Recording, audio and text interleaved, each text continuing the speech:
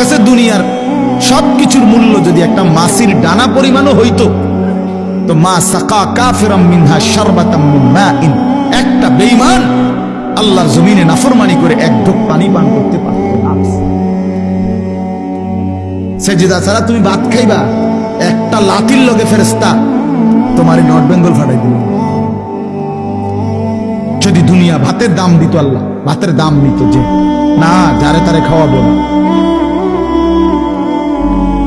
আল্লাহ তাআলা বলে না, আমার দুনিয়ার এগুলো কোনো বিষয়ই না আমার কাছে, যার যা মন চায় খাও।